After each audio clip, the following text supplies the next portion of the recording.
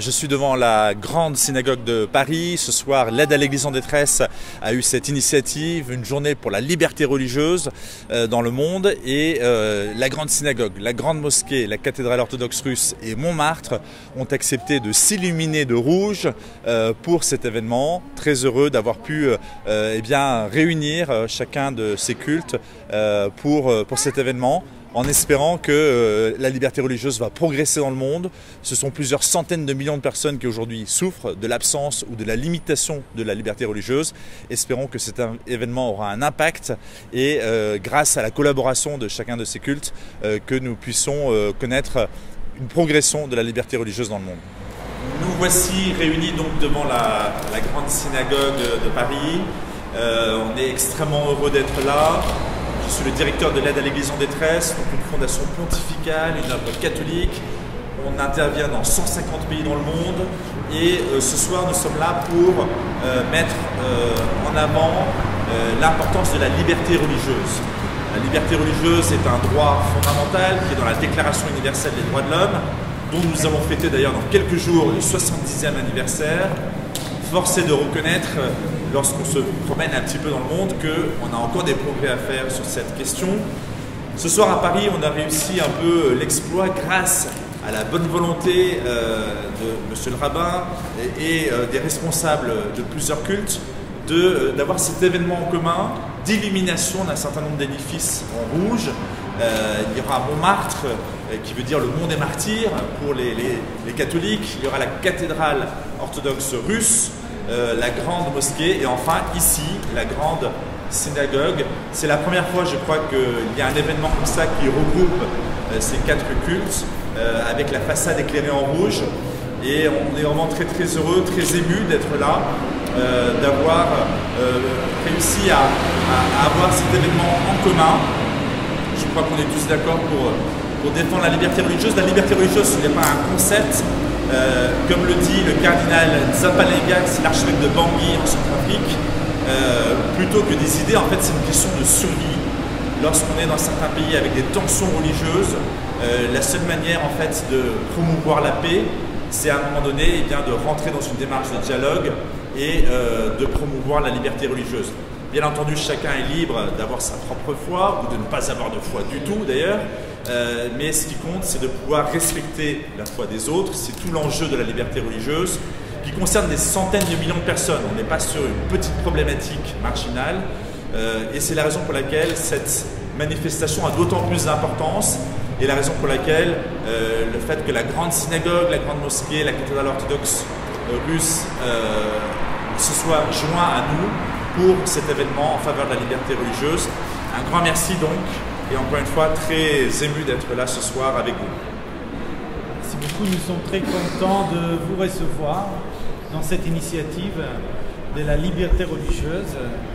Je remercie mes amis, le père Vernet et Moussa, et pour votre présence aujourd'hui. Alors, l'idée de la liberté religieuse, pour nous, c'est la liberté de chacun et de chacune à exercer sa conviction et de sa foi religieuse.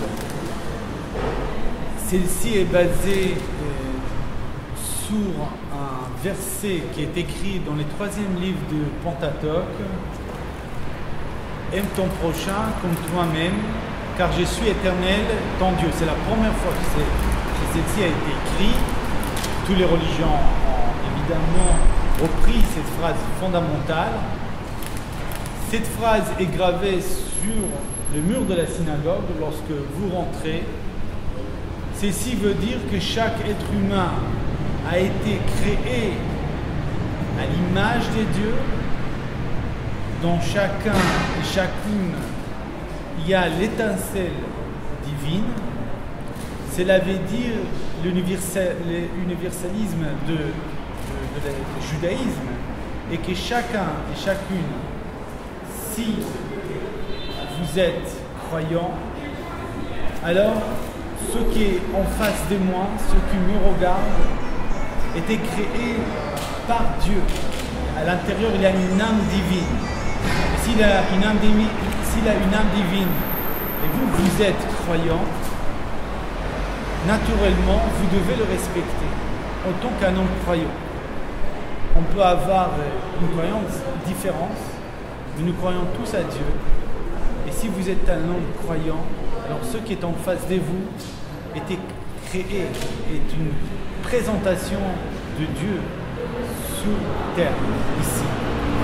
Et voilà comment on peut créer une harmonie en sein de la terre.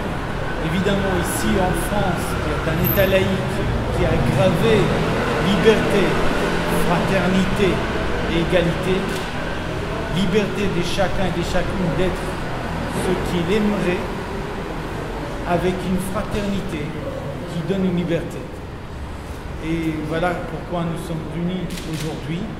Pour moi, c'est tellement naturel, cette liberté religieuse, parce qu'on n'a jamais imposé la religion, on a imposé à l'autre d'être un être humain. C'est ça qui est important.